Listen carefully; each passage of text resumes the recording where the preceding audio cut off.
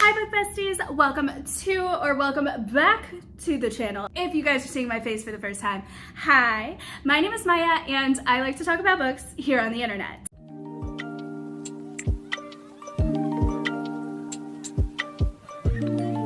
It is Realmathon time. Yes, another weekly reading vlog for Realmathon, week number 2. If you guys have not seen week number 1, you should definitely go check that out. I'll leave that linked in the description box down below, along with all of my other forms of social media. And if you guys are so inclined, feel free to leave a like on videos like this so I can know to do more reading vlogs. And also while you're down there, if you want to join our little community here, feel free to subscribe and turn on your notifications so you can be notified every time I post new videos, as I am posting more videos this month than I am probably going to be doing for the rest of the year. Until Booktober happens again. And then Bookmas. And then we got a whole world of things going on, okay? Now that all of the housekeeping YouTuber-y things are out of the way, we are starting week number 2 of Realmathon. If you guys don't know what Realmathon is a readathon hosted by the amazing, lovely, beautiful, intelligent Covers with Cassidy. If you want to go follow her channel, check out the announcement video, check out all of her reading vlogs, feel free to do so. Also, I am representing Team Ravens.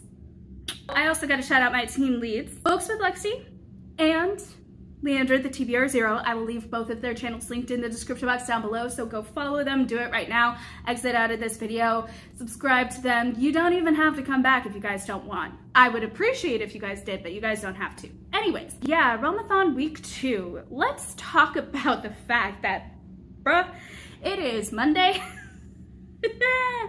And I have read on Sunday. I did read some pages on Sunday, and I believe I also read a few pages on Saturday. So yeah, I've read a few pages in Scythe by Neil Shusterman. This was a book that I started reading last week, along with The Astonishing Color of After, and then I did not pick up Silk.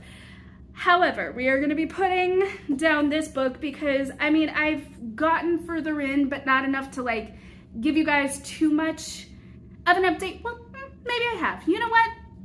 Let's update it. So I read a little bit more the past couple of days on Scythe. I've mostly been focusing on, let me be clear, I've been focusing mostly on getting all of my videos uploaded and like all of the SEO stuff and the promoing and just like doing all of that. Plus, you know, I'm at work and then I'm doing ministry and it was a lot. And today is my first actual day off. This is also my long work week. So I literally only get today and tomorrow off. So that's going to be so fun. We don't talk about Bruno. We're not gonna induce anxiety here. But I have read a little bit of Scythe in between all of that by Neil Shusterman, and I have some thoughts on the world that I gave you guys in last week's vlog. And I can update on this week's vlog by saying I am so happy that this author included journal entries.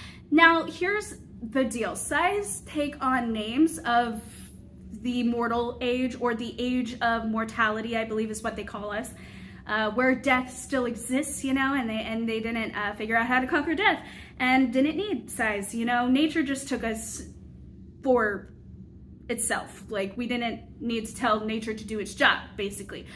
So they took on names of famous people in the age of mortality, and so we are getting entries from one specific Scythe throughout, and I know the spoiler of who it is because I have read it before. This is a reread, so I am so glad that I get that relief every single chapter of just seeing her writings, because I have so much to say. Now, we are getting a little bit further along into the training of Citra and Rowan, the two people that we're following, and they are apprentices to Scythe Faraday, who is a pretty well-respected Scythe and has his own views and ways of doing things that are not typical of most Scythes. And also, if you guys haven't checked out my last reading vlog and don't know what this world or this book is about, in basic summary, the world is perfect. Humanity has conquered death, and so to control excess population, because apparently we can't colonize any other planet and life is only habitable on Earth, we had to have the Grim Reapers of society choose who dies, who does not, because the great, almighty, powerful Thunderbird is what this tech is called, but it was initially called the Cloud, that makes all of the decisions, that have given us as humanity all of the answers. It does not have humanity, and so, or it potentially could, however they want to add humanity into the equation and make humans still necessary, basically. So they create a whole elect few that are known as Sais, who get to determine who lives and who dies. Basically, they're playing God.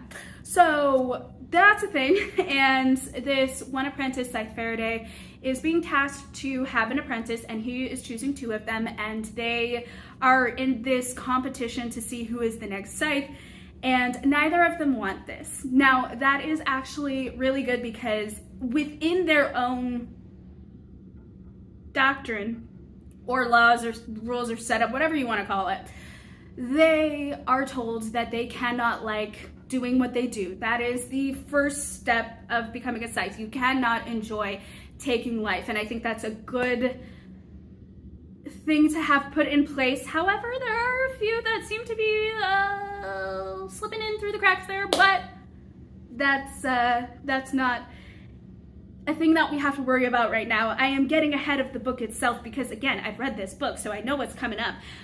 But we are currently at their training. Like, they've already met Scythe Faraday, each individually. They each have their own thoughts on him. They each have their own attitudes and pushback on this world and its morals and ethics. And so Scythe Faraday chooses them for this reason, and they are now his apprentices, and they are competing it out to see who will be the next Scythe. And as they are going further and further in their training, they truly are thinking, maybe it would be good for me to be the next Scythe, because at the very least, like, if someone has to do it, at least we have good people who are going to really struggle with doing this and maybe potentially do some good with this work.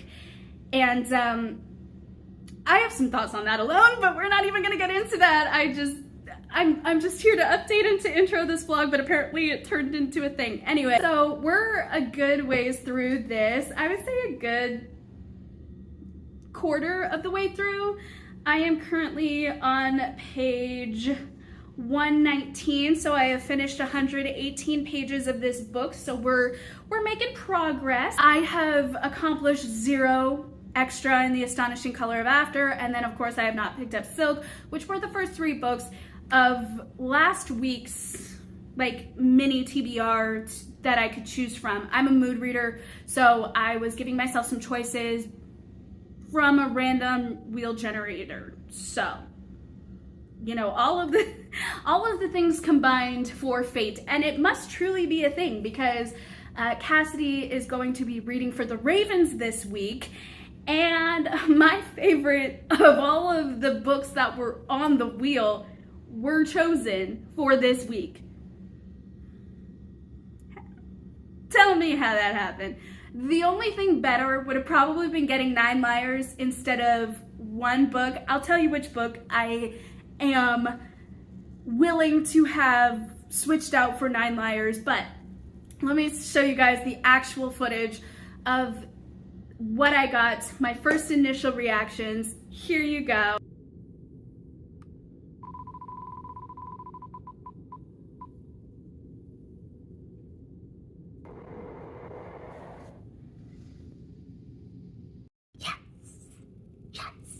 Finally, yes.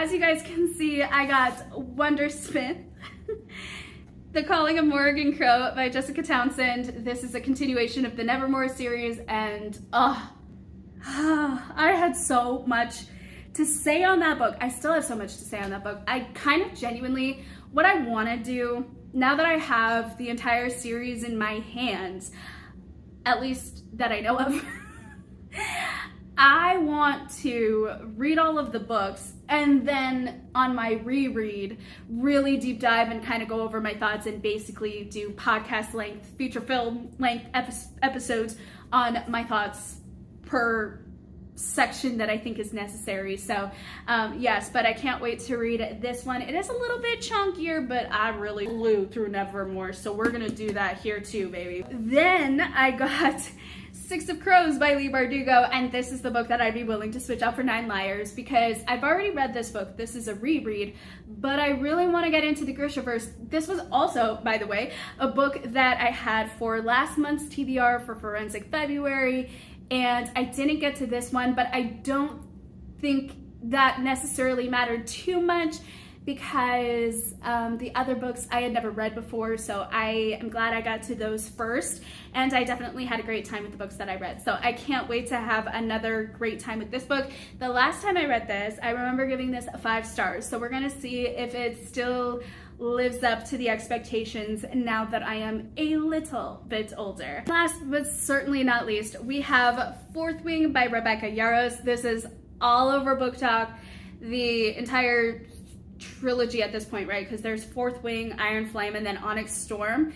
And you know what? I'm buying into the hype. I'm gonna see, does Book Talk give good recommendations? At least for me, in my own personal opinion. Does Book Talk really recommend books that are worth all of this hype? This is our little mini TBR for this week. We are also counting the 3 books of last week because I did not finish them, so I'm just gonna like start all of the books, but I really wanted to like get in my initial thoughts of Wondersmith, The Calling of Morgan Crow by Jessica Townsend, because I wanted to read this and vlog the first initial reaction and reading today. Actually, I knew I wanted to do it today because Saturday and Sunday I was just like all over the place and I wouldn't have been able to properly come to you guys with a first base opinion and really dive into it because I would be at work. I'm gonna read a little bit more of Scythe, I think, as well, and I think I'm also gonna start on The Astonishing Color of After. I know that is a big task and ask because you know, I've not been reading a lot recently. I mean, I am doing it pretty regularly, but it's not like up to par with other people. Not that I'm trying to be up to par with other people, but you know, it is a thing when you're just like looking at everyone finishing all these books within the 1 week, and I'm just like, I'm over here with 200 pages combined between 2 different books. But I am doing a lot of editing. That's how I'm justifying it. I'm doing a lot of editing, I'm doing work, I'm doing other things as well, other social obligations and whatnot, and then of course the adulting obligations and everything else like that. So, you know, that's the thing. Anywho, I am going to start, speaking of other obligations and work obligations, if you call content creation work, I do. I am going to be editing on my video, my book haul video, just so that I can get it out of the way. And then tonight I'm really gonna dive into these books, and tomorrow I'm gonna dedicate to filming and also reading and vlogging the reading experience so that you'll get that a little bit more. But I mean, the past couple of days I've tried to get some stuff, but like Saturday all I got was the spins and the reactions. Sunday, I mean, I was at, what was I at? I was at church and I was doing all of the things. And now today here I've been doing dishes, I've been doing some editing, I've been going to mentoring, like I've been doing the adulty thing. So I am ready to literally wash off the grime of the day, take a shower, and just relax and to be in for the evening. But before I do that, I do want to get the editing process done, and I wanted to talk to you guys first and just intro this video so that I didn't forget to do that, and catch you guys up on my reading so I didn't forget to do that. And then you know, take a shower, cook my dinner, curl up on the couch with a good book, and just call it a night. So yes, let's get to it. Hi guys, good morning. I need to talk to you guys. So I have literally just finished filming a tag for next week, actually, because this week I am uploading my book haul video.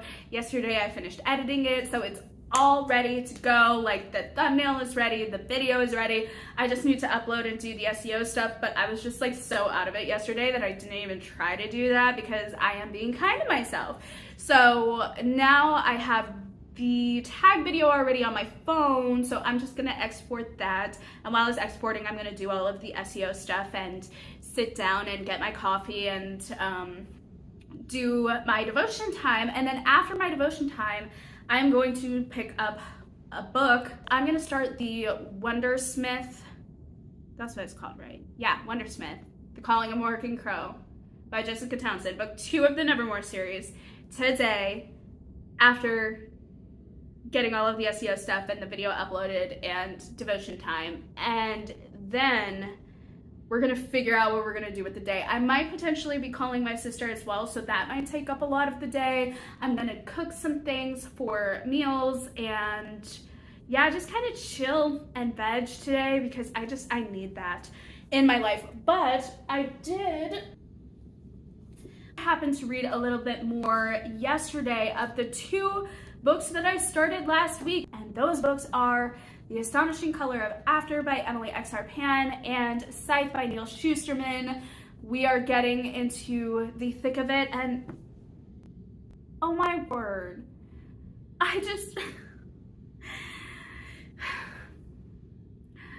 Leia's really going through it, and the stuff that she's finding out about her family is just so, like, it's a culture shock. Like, I think realistically I knew I was gonna get a culture shock with this book just because, like, her family is from Taiwan, and so, or her mom is from Taiwan and her family still lives there. So she sees her mom in the form of a bird, and this bird gives her a package, and the package that she is given is filled with things that were apparently burned up. So when all of this is found, the father finally concedes that, okay, maybe her constant talk of this bird and trying to explain to him what this is, maybe this has some meaning or something. And so he books a flight out to the grandparents, the mother and father of her mom, his wife, and they go, and she is left floundering because she doesn't know how to speak the language, and she knows minimal, so she's able to say minimal phrases, but her father is there as translator. But she is trying to explain about the bird and about seeing the bird, and her father is just mad about this, and there is just a lot of tension, a lot of anger. He kind of blows up at that and then decides that he's gonna leave. Like, he's just gonna go to a neighboring place and you can stay with your grandparents and figure it out. I was like, he's dropping her off with complete strangers? What the heck, my guy? And then as I'm starting to read more, I'm starting to kind of understand why that attitude is not overly surprising to her, but it's definitely surprising to you as the reader when you're first figuring this out, because you're like, sir, I don't care if they are family. She doesn't know them, and you're leaving her with them after just having met them and basically establishing that there is no way that they can communicate because they don't speak English and she doesn't speak the language either. So, like, there's no communication, but she's left there, and there's this girl that gets introduced, and she's a friend of the family, a very close friend, who's kind of like a second granddaughter, if you will, for the grandparents. And so she hangs around and she translates for her. She knows English, so she translates and is always there. And Lei, her name is Feng. Lei is getting fed up with this girl. She's just like, why do you always have to be around? Because she's always being reminded, I am not of this world, of this culture. Like, I look like I am it, but I'm not it. And I can greatly relate to that. Like, I look Mexican, I look Latina, okay? But I'm not. I am full-on American, born, bred, raised here, have had zero really influence of the culture. I mean, you could say food, but like also not really. So I don't know anything. So me taking classes in Spanish is to learn a little bit more about the culture that I come from, or at least starting to get involved in that aspect of my life. I can just relate to that. And she's feeling very out of place. She's feeling like she doesn't even look like her family. She's like, if I could just look, if I just had these features, I could look like my grandparents. I could be believable to the outside world that I am related to them. And it's so sad. And they're continuing to go everywhere that her mother went, because she is convinced that this bird is telling her to go to all of the places that she went to find her, and then she'll be able to tell her what she needs to remember. And there is this tradition, or not tradition, there is this knowing that there is a spirit that exists of the person for 49 days before they are reborn as whatever. And so she is understanding, okay, so my mom brought me here to find out about her before those 49 days are up. And she realizes by the time that she gets to this temple and she realizes that this is a thing, she only has 8 days left. And she is bound and determined to find this bird and to basically catch it in a net and ask it, what do you want me to know? What do you want me to remember? And the way that the 49 days is described is like the spirit is here for 49 days, and then afterwards it's let go. That's important. And then it can be reborn as whatever. And she holds on to the words let go. And she's like, I don't want to let go, because she is trying to process that grief. And she's realizing, I have spent so much time not knowing about this. If someone were to have told me, if my father were to have taken this seriously.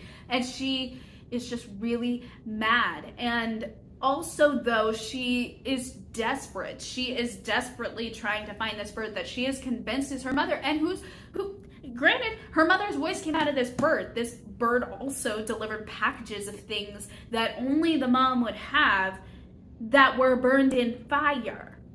Knowingly burned in fire by other people. And they're telling her this shouldn't exist. So they know that she's supposed to be here and that she's supposed to learn something. And the note that her mother left was very confusing. And in it she says, I want you to remember, with pen crossing out, which is trying to explain, sorry, I'm not explaining this well, which is trying to explain why she's trying to remember aspects of her mother. But there are these burning sticks of incense, I think, and each time she burns it, she's getting memories, but not just hers, like her mother's. And then that was the burning of the feather that the bird gave her. So she got her mother's memories. And then she took some leaves from her grandmother. And so when she used that to burn the incense, she got visions of her grandmother. So she's uncovering aspects of her family that she didn't even know existed. And so now she's asking questions as if it was the first time, even though she knows the answers, and she's getting the answers from them. They're very open about it, but she's still left with so many more questions. And clearly we got a ways to go, but it's just so interesting how she's going about this process and how she's so convinced that finding this bird, catching this bird, talking to this bird will be the thing that is her answer. And just like from the outside looking in, it's so sad, because I'm like, well, that's a vessel that is being used to communicate. However, you are learning what to remember, what to value, what you may have to let go. You shouldn't have to, but you also do in order to heal and begin that process. And all of this, by the way, is still being told in color, and I'm like, oh, that makes sense. It's painting a picture. It's painting a very interesting, vibrant picture of life and the process of grief, and it's hitting home quite well. So yeah, that's where we are in this book. So let's move on to Scythe by Neil Shusterman. We are definitely a lot further than just the training. We are now at the conclave. They have this every few years, and all of the Scythes come together and do business, of course. And so Citra and Rowan are learning the ins and outs of the Scythe world. And already you can tell the two's different approaches. And I remembered this, but I like rereading it. Rowan specifically, he's actually one of my, you know what, I'll claim him as a book boyfriend. Why not? Rowan specifically, he is an observer. Can relate. So he is an observer. He's watching other people communicating. He's watching all of the different groups. He's putting little markings on everyone and being like, okay, this is this person, this is this person, these people are associating here. And he's asking questions related to that. And Scythe Faraday is answering them. And Citra is so focused on something else entirely. Citra is focused on the testing. And she is so focused on that it's kind of clouding the information that she's getting from everywhere else. She is internalizing all of the information that Scythe Faraday is talking about, but her focus is that of the test and what that means. Rowan is basically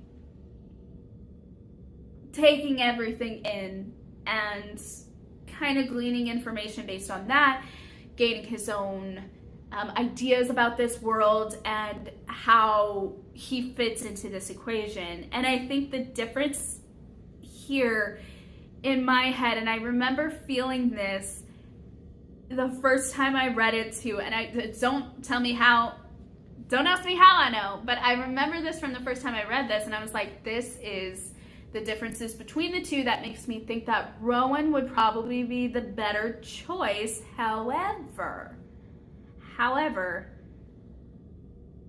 Citra shouldn't be discounted just because of her laser focus. But it was in this moment that I knew that Rowan had the better methodology and view of this whole situation and apprenticeship. And it was then that I knew that he was going to be an interesting outlier character to just follow. Like, I know we're following him as the main character, but he has that underlying thing about him and his observational skills and what he gleans from those observations that make me think he is not to be taken lightly in this story. That's all I'm going to say on that. However, I do think it is very interesting how both of them see this world, take in this world, and what they're focused on as the day progresses. I also think it's very interesting how you see this world play out and its politics and its dynamics. And it's very comforting to know that humanity hasn't left the world yet, and that there are still elements of humanity that do exist and that are apparent and transparent. And I would like to think that it might shape the way that Citra and Rowan think about the world, and it definitely seems to be. Got a little further into these books, very excited to read a little bit more into them, but right now we're gonna do a quick little power, not editing sesh, but a little power business sesh, where I'm just gonna do, the uploading of the video, putting the thumbnail on, getting all the tags together, and then we're gonna do some devotions, and then we're gonna figure out if I'm gonna actually call my sister and do some chore-y type things, or if I'm not, and I'm just going to focus on reading. But either way, I am going to do reading at some point today. So, see you guys when I next have updates. So I'm actually sitting at my dining table currently, which is now being used as my office space. And I just realized Leandra, my team lead for Ravens, is going to be doing some reading sprints today, and it's literally starting right now. And so I'm actually going to be participating in these sprints. I still have to work on the thumbnail. I thought I finished it. Turns out I chose the other option, and the other option is gonna have to do a little bit more work on it, but I am ready to complete that and then also start on my devotional time. Hey everyone, welcome to Realmathon sprints. If you're not participating in Realmathon but you're interested, announcement is linked below. Cassidy, our host, is linked below. But also if you just need company today while you're working, doing productivity, reading, that's totally fine. So don't feel that you need to join just to be here, because these aren't exclusive sprints. Also, feel free to check out Katie down below. She is linked in the description, as she should be. Okay guys, so I've just finished the thumbnail, I've just finished uploading the video, I've just finished doing all of the SEO stuff, so now it is time for me to, oh, and I was watching a little bit of the sprints as they were happening because they were talking a little bit, and then we actually started and then I finished all of that, and now I am going to actually get my devotions, do that, and then pick up a book. I think I'm gonna pick up The Astonishing Color of After because I am very invested in this book now, and I want to know what happens with this topic of grief and how it is manifested in our main character Lay, and just kind of like how she goes through that. And specifically where we are at right now, I feel like there's a lot of emotionality, and the author is capitalizing on it and talking about it in a very good, poignant, healthy way, and I greatly appreciate that, so I really want to read that and see where that goes. And also, it's kind of close to lunch anyway, like I have about half an hour before it's noon, and that's when I usually like to have lunch anyway, so doing the devotion, starting on a book that I have already started and gotten a little bit into, and then pausing for lunch and then starting up on another book sounds like the perfect plan to me. So that is what we are going to do, and I will catch you guys up when I have read a little bit more, or actually read it all. Let me just put it that way. You guys know. So I think it's reading update time. Also, you guys are on my table, so if I look like I am sitting further in, so you guys, I'm like, oh, okay. I need to just start this clip. Okay, cool. So it's reading update time. I am all over the place with my thoughts. So I just got off of the reading sprint and typing in the chat, communicating with people. It was great.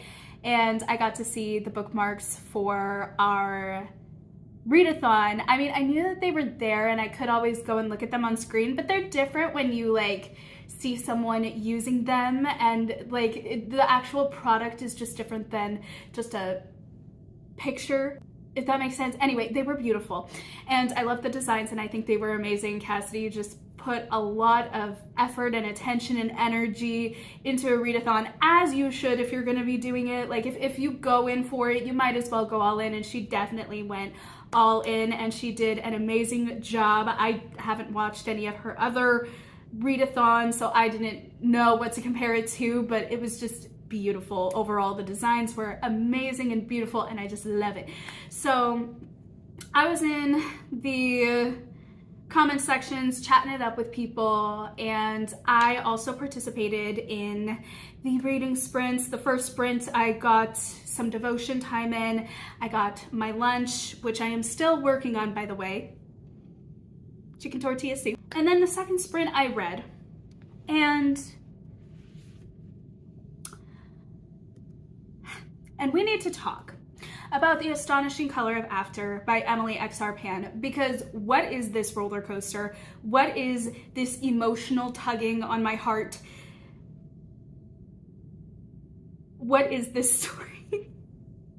Like, and not in a bad way, like in all of the right ways. Like, I mean, we're just going through it with our main character, Lay, and we are experiencing the past, experiencing the present, and feeling the full weight of emotion. And this author is doing a very good job in bringing us into the past in a way that makes sense for present circumstances. She's also doing a very good job of weaving in information and knowing what parts of the past to go to and in what order. And I greatly appreciate that because let me just like say about the Little Women movie, because this is like the most current up-to-date comparison that I could think of. When we were going through all of the different time frames, I kind of got lost in the sauce a little bit. Like, I read the book and I knew what was happening, so I wasn't too confused. However, I could see where if you've never read the book before or if you haven't read it in a while, it could be very confusing. And even if I had read it prior to immediately going to the theater, I think I still would have had moments where I would have been just so like thrown for a loop for how fast those transitions were and at what plot point of the story we were at, even though it was played out in the way that it needed to be, right? But the way that it transitioned was quite confusing. And I bring this up because the transitions between time periods are not confusing. And while there are chapter headings that let us know, okay, this is the past, I think even without that, we would already know where we were gonna go based on elements and plot points used within the story to get us there. And I appreciate that because while I also appreciate the clarity of the titles, I think you shouldn't need that to be able to guide. It's kind of the easier way, shall we put it, to guide the reader into the time periods rather than writing into the time periods and making it a smooth and easy transition. But I think she did that just fine and it wasn't needed in the chapter titles. I say all of that to say because I think that is a very important aspect of this story as we're reading it, because as I was saying, she went to go and visit her grandparents and she has asked them, can you take me to all of the places that my mother frequented when she was alive? Because here she is and she's seeing this bird that no one else seems to be seeing, or at least her father is not seeing. And she gets there and she is having a hard time explaining this to them because she doesn't know their language, and her father refused to say anything before he just left her there completely on her own. So she decided, well, with the grandparents, but completely on her own without being able to communicate well. And so she is trying to frequent the places that her mother last visited because she thinks if her mother is this bird that she is seeing, maybe she'll be able to have sightings of the bird, not just at her house or where she's living currently, but also wherever they're going. And she actually, as they are doing that, there is a bird sighting, not just for her, but the grandmother sees it as well. And she's starting to understand that this is important for Lay. And so wherever she has to go that her mother used to frequent, she is taking her there. I don't know, it's quite unclear actually if the grandparents believe in what she's saying or not, but I think they have more of an appreciation for what she is saying. And also, as we're going through the story and as we're being taken to all these different places, she's trying to find her mom by way of finding this bird, and she's trying to find methodologies of trying to catch the bird and, you know, trying to communicate with her mom about what her mom wants her to remember. And along the way she's burning incense to kind of maybe give her some ideas of where her mother could be. And I think she as herself is missing the point, but us as the reader is understanding that these are the things that her mother wants her to remember. These are the things that are taking her to all of these different places so that she can know and experience her mother. And that way, by the end, just my speculation, opinion, whatever, foreshadowing, I don't know, I think she's gonna learn to let go through that means. I think she is not ready to let go, so she is misunderstanding the messages. However, she is still getting them and she's still retaining them, and we as the reader are able to go back in time with her as she's remembering all of these other things alongside of the memories that she is getting by way of this incense burning. And we're also starting to understand, and this is the magical element that I think was alluded to in the back of the book, because I did ask, is this magical element, is it in regards to like some sort of spiritual aspect, like a sort of cultural religion or practice or belief or something like that, or is this like a genuine magic element that is somehow going to be incorporated? Which, in all honesty, I was a little bit like, how are you going to do that? How are you going to make it relevant? How are you going to make it believable? How are you going to make it so that it is an element of the plot? It doesn't take away from the themes that you are so clearly heading towards within this book, by way of saying that immediately, like just off of the back of the book, that Lay is trying to find her mom in the form of a bird because her mother had passed by taking her own life. So I was very concerned about the element of magic that was supposed to come into play, but I believe that magical element is something that we're finding out, in that I said that she was kind of talking about the world in color, and she described her feelings based on color. In fact, her and her really close friend often ask each other what color after a situation to describe what they're feeling and how they're feeling and everything.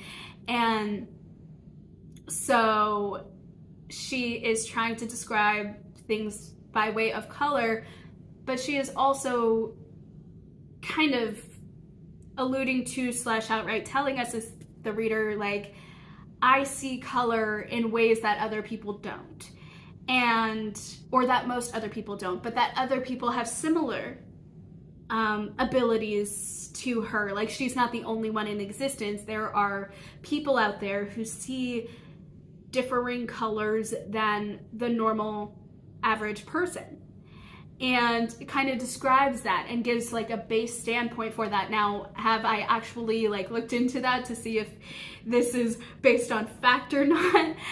No, but I might.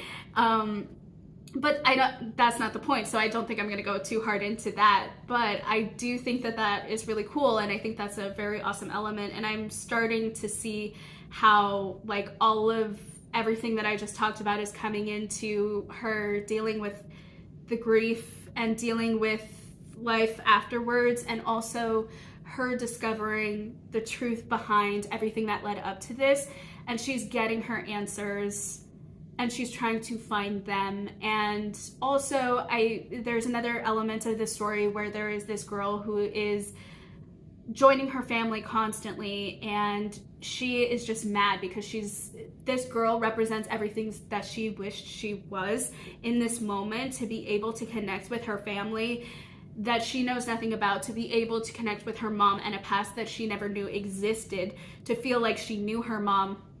And she just explodes at this girl, and she's feeling a little guilty about that, but also not enough to the point of fixing it in the way of going to her and apologizing and asking her to come back and stuff. But I think this is very real, and the way that all of the scenarios are playing out, it's very real and it's very raw, and I greatly appreciate that of the author to not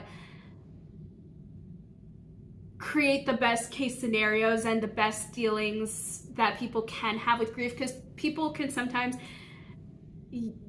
go through grief well. I mean, that sounds weird to say, but like you can go through certain things well, but for other people, they can't.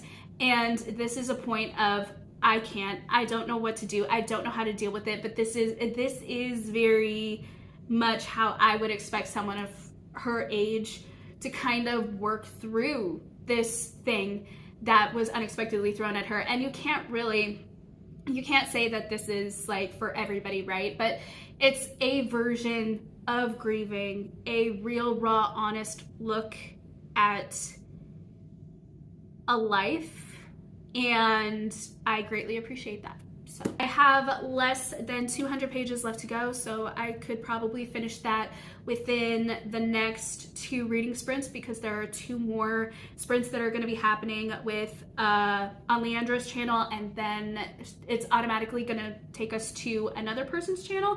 So I think I'm also going to do that this evening as well, and I'm just going to have a full day of reading. So gonna get to reading. It's reading update time. Let's get into it. After I had updated you guys a little bit on The Astonishing Color of After by Emily X. Pan, I read just a few more pages, and then I basically just chilled on my phone for like a good hour, and then I went to get an energy drink. This is the same energy drink that I got on Sunday, which for some reason I got the footage of the place where I got it, the drink, and the name of the drink, Cherry Blossom. So I'll just insert that here because I don't know where I'm actually going to use that footage. Let's get into the next read that I am hoping to pick up today, which is Wondersmith, The Calling of Morrigan Crow by Jessica Townsend. This is book 2 in the Nevermore series, and you guys, the first book had me. I wanted to start picking up this book next as my next read because I do want to give more time to reading today. I mean, I literally have given basically all of today to reading. I mean, I did do some chorey, adulty things, not as heavily as I did yesterday, but I knew that I was going to do this today. I knew I was going to focus on uploading a video, doing the SEO stuff, getting the thumbnail together, filming something, potentially editing later on this evening, which I am still hoping to do at some point, and then also just dedicating this day to reading because I genuinely want to get through books, and not for the sake of numbers, in the way that it's like a boost for like my stats or whatever. It is to boost stats, but it's to boost stats for my team. This is like the good kind of looking at your numbers so very closely because you're trying to defeat other teams. Maya, finish your sentence. We're trying to defeat other teams here. So I'm like, I am ready. I am ready to read something to gain points for my team, but then also to attack other teams because we're not the lowest scoring team at the moment, which is great. However, I am seeing readers reading on the reading sprints and they're for other teams, and I am not okay with that. I'm like, I need to do my part here, okay? We are winning this thing. Okay. If you didn't know, now you know. I have a competitive edge in certain things, but I think this is really good because it's a competitive edge to keep me motivated to read. It gets me to actually like be okay with just having slower days on my off days where yes, I am productive with chores and things like that, but staying on top of those things is so amazing because I'm able to do chores in the morning for a couple of hours, and then the rest of the day I get to chill and do whatever. I get to work on my film in advance, like read and stuff, which is part of the gaining of the content to film. So it's like I get to do all of those things, but I enjoy doing those things. And for some reason, I know I've said this before, but I feel like I just need to say this every single time. My mind just seriously has such an issue with just doing life and not being like a checklist opportunity thing. And I'm learning to undo that in my head, but it's like, it's a time and a thing over here. Okay, so we're learning very slowly. Anyways, we're gonna start reading this book, and I wanted to read the back of the book to give you guys the very wonderful, beautiful, summarized, could never be replicated by me in any way, shape, or form summary of the book, because then I'm going in. Y'all, if you saw my last videos, you know I'm gonna go in on this book, and I'm gonna go in like, so I'm gonna deep dive, so like, I'm diving so deep, we're gonna discover the bottom of the ocean type of situation here, okay? That's what's happening. So let's read the back of the book, and then let's actually start reading, because I'm genuinely so excited. You have a gift, a calling. Morgan Crow may have defeated her deadly curse and joined the mystical and prestigious Wondrous Society, but her journey has only just begun. The people of the secret magical city of Nevermore have a long memory of the monstrous attacks orchestrated by the only other known wondersmith, Ezra Squall, and they seem to think Morgan's own knack for wonder makes her just as deadly. And so it's no surprise that when citizens of the Wondrous Society begin to go missing, Morgan is the #1 suspect. Now it's up to Morgan and her friends, new and old, to prove her innocence before she's expelled from the Wondrous Society, her only home for good. This is giving 5th year Harry Potter. Listen, okay. Listen, I made the mistake, well, not a mistake, but I kind of made a mistake on the first story of thinking that this world was Harry Potter inspired instead of just Harry Potter adjacent. And what I mean by that is, like, it wasn't inspired word for word, scene for scene, or something along that vein for a storyline. Much like, okay, so Carry On was kind of very heavily inspired by Harry Potter.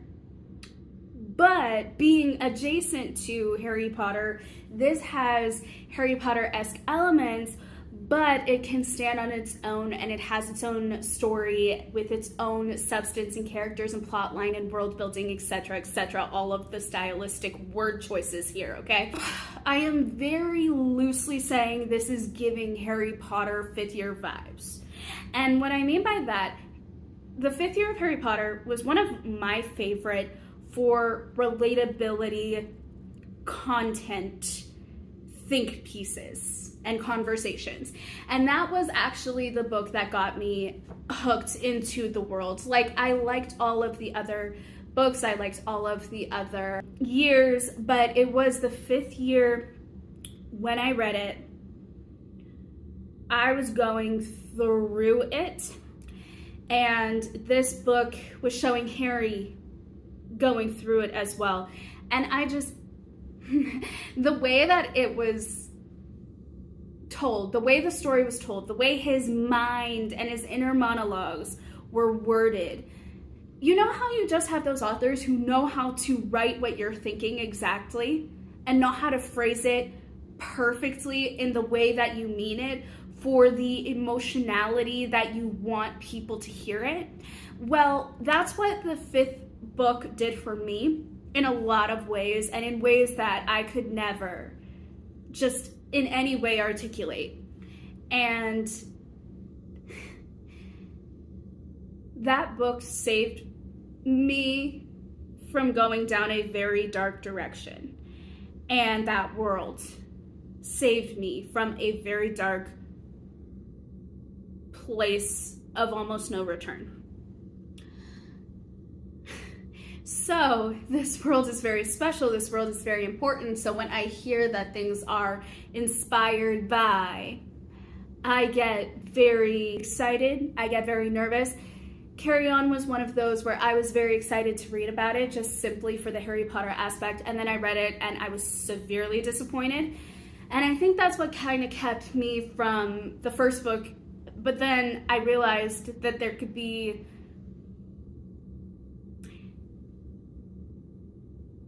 other types of word choices for stories like this where it truly is adjacent. Like, it's not, sure, could one argue that a person got inspiration from XYZ person. Yes, but also there's nothing new under the sun, so you just make up your own story with your own language, with your own wording, with your own style, with your own technique, and that makes it individualistic. However, the actual ideas that we are gleaning from, they're not new. So that's kind of where this story lands. And that's why I say adjacent and I don't say inspired by, because it's not taking every single element, every single core element that the initial project did. And that is why sequels often fail, because they're trying to replicate the core of something instead of having another story that is inspired, that has elements that are like the original, but can stand on their own and be their own thing. And so what I love about Nevermore, and what I know I'm gonna love about this, is that they are very close in conversation and they have things that are reminiscent of each other. Obviously Harry Potter is their original work, but I'm saying if you were to read this before you read that, you know, it makes sense that, okay, you follow me. Y'all are here with me. I know. I'm bad at explaining, but you guys are good at just piecing it together. I know. So this has me very excited because I'm like, oh, okay, so this is giving Harry Potter 5th year, and there were just a lot of elements in that book that I greatly appreciated, and there were elements of the first book that I am interested to see if that conversation continues here. So yes, I'm very excited, cannot wait, and yeah, let's just get to reading, shall we? You guys look at I was looking at the chapters. Listen, I'm okay. Hollowness. There was a thing. Me trying to not give spoilers is just like so comedic to watch me floundering for any sort of words here. But there was a thing that happened at Hollowness in the first book. And Hollowness, I mean, you could guess the two holidays that were merged together to create its own kind of holiday. That entire event, that entire scene was just so beautifully written, and at first I was so confused. I don't know if I told you guys this in that video, but I was so confused by it at first, and then I was starting to understand what was happening as like things were progressing, and I don't know, that excites me that we get another look at that season, because now a year later, I'm guessing, because like common sense says, what happens here a year later? That's what I want to freaking know. And the fact that like apparently people are going missing, that's actually insane. Also, I want to point something out here, because yes, I am like this. Earlier today, I have a point with this, so stay with me here. Earlier today, I was filming the Unpopular Book Opinions tag, and one of the questions was about tropes. And so I chose the chosen one trope, because that is a trope that has always been with me. Like, I've always liked it. There are things I like about it. There are things that I dislike about it. And I do have prime examples of both, and I actually happen to use Harry Potter and Carry On by Rainbow Rowell, so that's fun. But one of the things that I appreciated about Harry Potter, and especially with the chosen one trope, is that while Harry Potter was the chosen one, and he was like the figurehead, the face, right? The face of hope, basically. And of course, he had his own skills and capabilities. He had his own weaknesses as well. The people who he was surrounded by were not necessarily taken for granted in terms of writing. And what I mean by that is it was very clear, regardless of whether or not people thought anything of it in that world, that these characters were very important to his success and that he would be nowhere without them. and that good things can happen by individual people, but when groups come together and create the big impact of a certain thing, even though there are people in history who get recognized or certain names that are above others because people decided this is the best of the best of the best for whatever reason, whatever the case may be, they have their person. But they would not have gotten to where they are or as far as they did without the people who were backing them. And I appreciate that Harry Potter, the world, didn't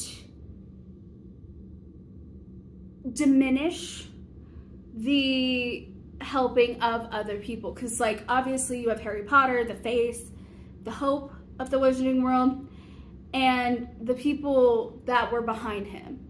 You know, you had the Golden Trio, consisting of, yes, your figurehead, but also his two best friends.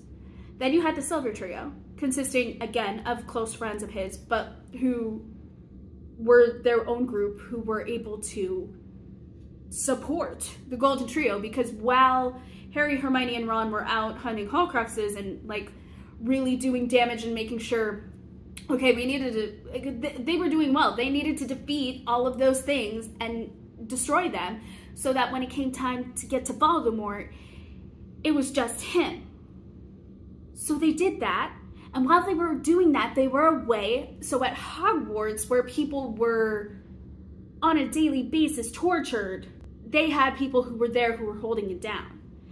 And that work was not diminished in the slightest, and you knew that, and I appreciated that within the writing. So all of that to say, when we're talking about the Chosen One trope, this is almost like, I would say, the anti-Chosen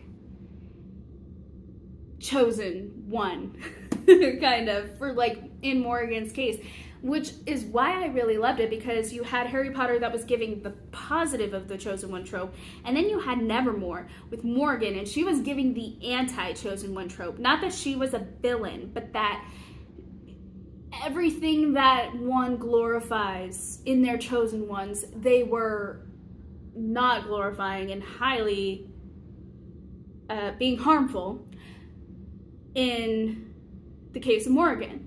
And she was still the hero, basically. I mean, she's not the villain. So I like that on the back of the book, you know, her being that chosen one for that power. There is conversation surrounding that. There was conversation in the first book, and there's definitely, at least in my opinion, there's definitely going to be conversation in the second, because it's by the same author. So of course there's going to be.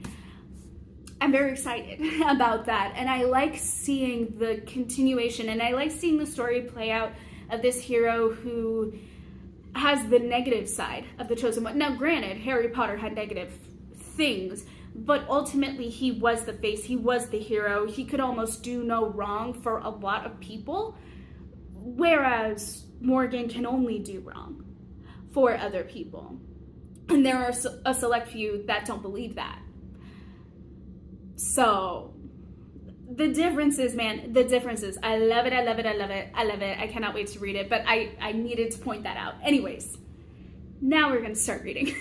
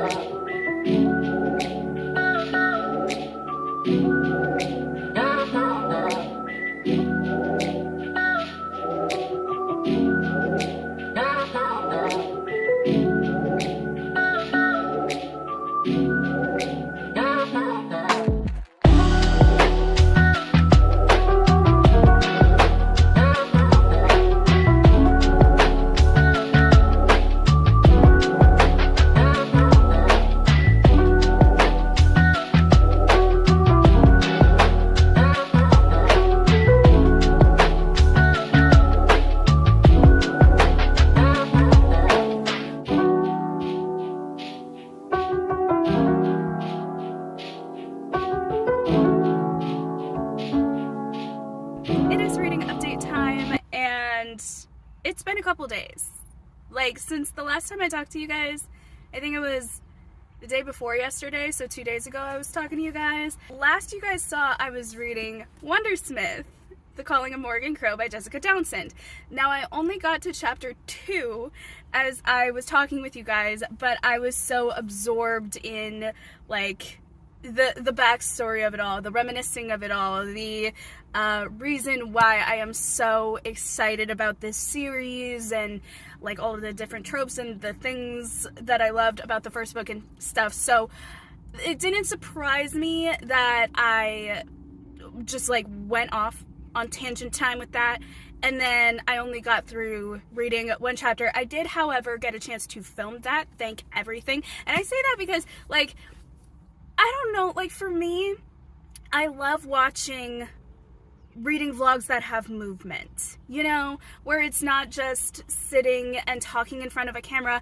And even though I do like that sometimes, there are some times where I like extra movement, where I like to be able to see you like physically reading the book and enjoying it and have your real-time reaction. So I like both sides, so I do tend to film both things. And like, as you guys can see from the last reading vlog to this one, very different in the way that I'm filming it, in what I have time to film and be able to give to you guys, while also maintaining the integrity of, this is about reading, so let's talk about reading. You know what I'm saying? I am also kind of distracted by the way that this is laying. This is like a hoodie over just like my regular Amazon work shirt.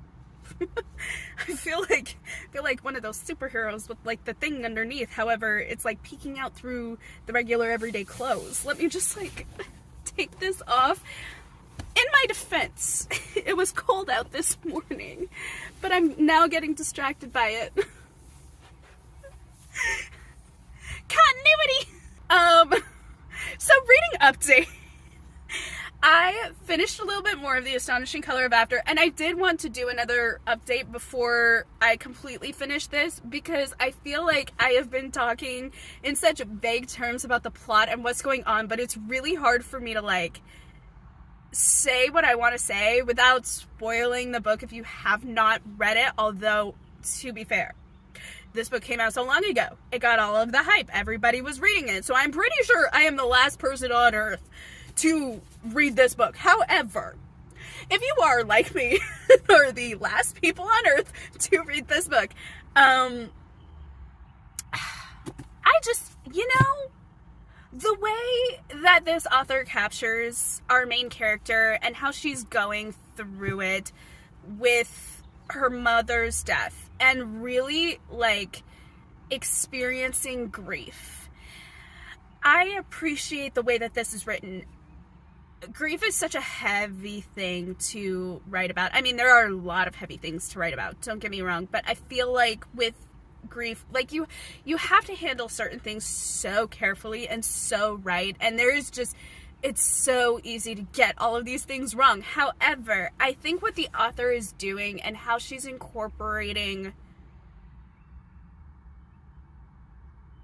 just the realness of grief, I think she's doing a great job, and I think she's handling it well, and I think the vessel that she is using in our main character Lay is so good. And the way that the story just unfolds for you. There are just so many details, and within those details it'll give spoilers and stuff, so that's why I'm like very vague about this story. But truly, as she's going through the grieving process and she is finding out more about her mom, and I think I said this as a prediction, I think she's starting to maybe understand what her mother wants, meaning that she doesn't want her to hold on to this. She wants her to let her go, and not in the sense of like not remembering or throwing away the past and everything like that and trying to erase her.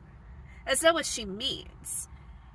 But that's the way that Leia's taking it, because it's very black and white. You know, as kids, a lot of things are black and white until you get to the gray. There are some things where it is like, until you experience it, your views can be more black and white coded and can very much be more of a blunt, shall we say, stance on things. So she thinks that dealing with this grief and the term let go is very black and white. She's thinking, I either hold on to my mother and the memories that she has given me and the life that she has given me, or I have to let it all go and I have to forget and I have to erase her from my life. And that is not true. And I think she's starting to understand that a little bit more. I think she's also just trying to understand what grief actually is and what life is going to look like without her mom. I think she's feeling a lot of guilt right now, and she is very focused on the fact that she is the one that her mother always had. And one, that's like heavy burden.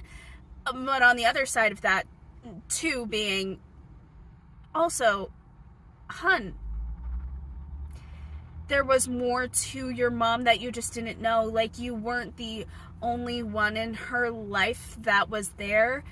And I think in order to grieve her the right way, in order to let her go in the right way while maintaining the memories and maybe even gaining new ones, you have to let other people in and say, I also knew her because guess what they did. And it's not to sound harsh by any means of the imagination. I'm not saying that. I'm just saying I think she and her memories alone are not going to be the full process of healing. I think the process of healing does come from understanding the person a little better, and understanding the person better is understanding the other people. And even if you are the closest one to that person, other people experience this person in a whole other way, because that's just how we are as people. That is how we interact. We don't interact with every single person the same way. We don't. We have our different people for different things.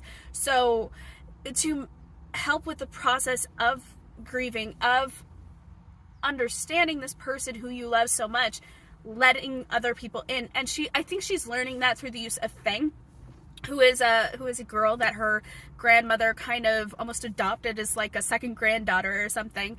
And they have this really nice relationship, and she's always over all the time, and she's talking with the grandparents, she's translating, she's the only one that can understand her, English wise anyway, and so she's translating everything, and she's always around, and she's trying to express her love of the culture and being like, okay, I'm bringing you in, like, I'm gonna teach you everything.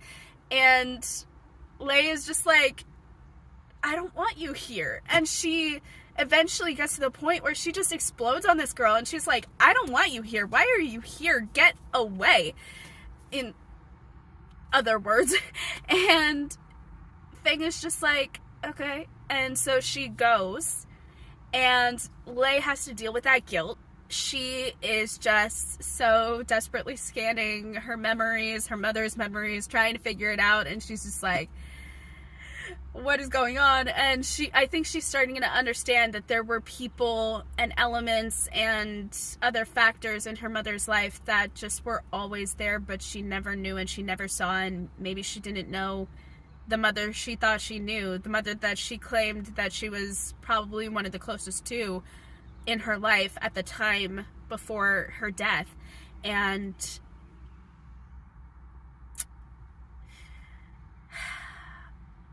I think she's starting to understand, like, okay, maybe the way that I am taking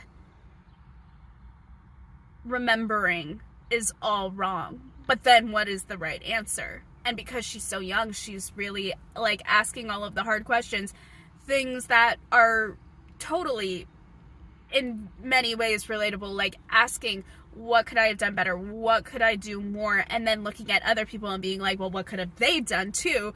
Could this have been avoided? And then coming to the actual conclusion of, despite everything, this still happened. How do I go on from here? How do I grieve in the right way? How do I make sure that this person's memory lives on? And she's really experiencing it in this book. And I love the way that everything is unfolding, the family dynamics, the internal struggles and monologues, the heavier themes. I like how this is being portrayed. So yes, that's the reading update on that. And then the final update is that I'm going to be reading both of these books hopefully today. Hopefully I get to finish at least a book so that I can finally submit something for the readathon. I am here at work a little bit early, so I think I'm gonna head in a little bit early because I want to do my devotions today, but I don't want to do it like during break like I did last time. I want to actually like get it done before work. That makes it sound like it's a chore, but I would like to sit down and do my devos before work in the break room or something, and then clock in and then get started on the day, because I really just want to like get done the video editing, also do a fair bit of reading, and the sooner the better in my opinion. So we're gonna go do all of the things, and I will update you guys maybe on lunch. We never know at this point, but who knows, maybe I might actually. See you guys then. The way that a dust storm could so easily turn into actual rain in Arizona is actually insane. What I'm going to say for this update is that a couple things, actually. One, I read The Astonishing Color of After. I finished it, and I have so many thoughts. It was so good, and the last, like,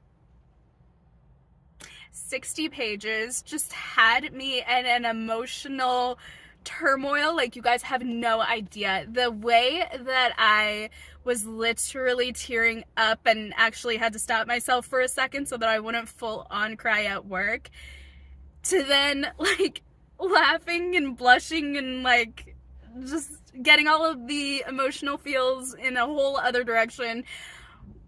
It was actually pretty impressive. And so I just wanted to come to you guys with the update that I did read this, and I do have a rating for it, and I will give you guys the rating, but I'm going to give more of my thoughts on it tomorrow morning, as well as kind of the points that I get from, well, not kind of, I am going to give you guys the points that I get from this book and what I decided to do. I will get a screen recording of it, but I did want to give you guys the rating, so I think I'm going to give it a 4.75.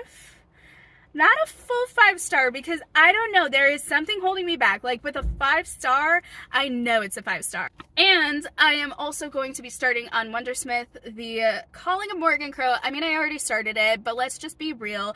The one chapter that I read with you guys was the one chapter that I read with you guys. So I'm going to read it a little bit more, and then I will come to you tomorrow morning with hopefully more updates on this book as well.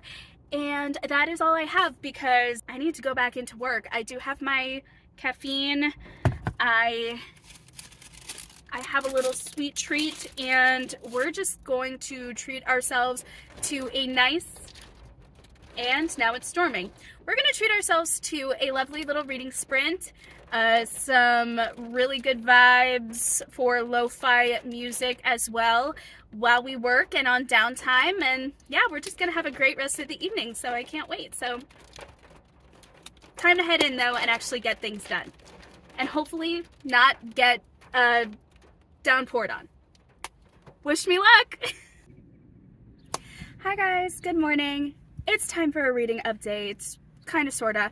So yesterday I did tell you guys that I finished The Astonishing Color of After by Emily X.R. Pan, and that I was going to submit that later on that evening, and I did. I have some stats. So while I talk to you guys, there's going to be something popping up on screen. Either I'm going to be moved over, or it's going to be just like right here, something like that.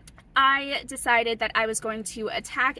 Hopefully I'll be able to read more books so I can attack each family. That way it's all equal over here. So I got -8 points for them as far as the total looked, and then for my team I got 40 extra points because the story was 462 pages, so that automatically got me plus 40 points for my team. Any sort of page count just automatically gets added to your team, and then everything else is either subtracted or added based on if you are defending your team or if you're attacking another team.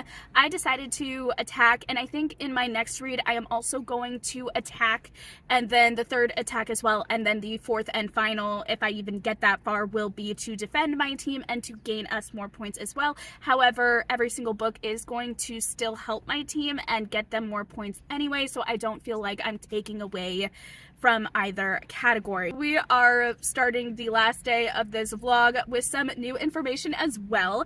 So there is a 48-hour readathon in the readathon called the Gala of Peace, and in this readathon time, every single book that you read gets an extra 10 points for your team. So I definitely want to try and read as many books as I can, and my like little mini TBR within the already 6 books that I have been given thus far by the Wheel Generator, thank you kindly, I have decided to try and finish Scythe by Neil Shusterman, Wondersmith, The Calling of Morrigan Crow, and to actually start and maybe finish Six of Crows by Lee Bardugo. I definitely want to at least start this because I know that this is an easy and fast-paced read for me, and I kind of need that for something that is just a short amount of time, specifically like with my reading. Like you guys have seen, I've completed 1 book in 2 weeks. I think I need some extra help here. Like all of these 3 have been reading so quickly for me. Like this just reads quick because it's what it is.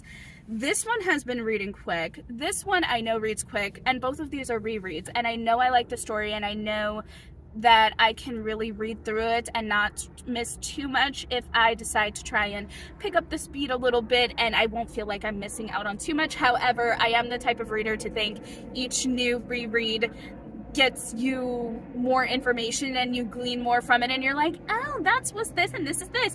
And also I am annotating in this as well. Well, not really annotating, just more being more analytical with this book, and I know that I'm going to be the same for this one. These were both read around the time where escapism was the theme of my reading, whereas nowadays it's more analytical, so that's going to be fun. And then this is just a fun time for me. So hopefully I'll be able to get through some of these books. I'm currently sitting outside of my bank right now because it is payday, and so I get all of my monies and put them into all the different envelopes. Yes, that is my method of budgeting.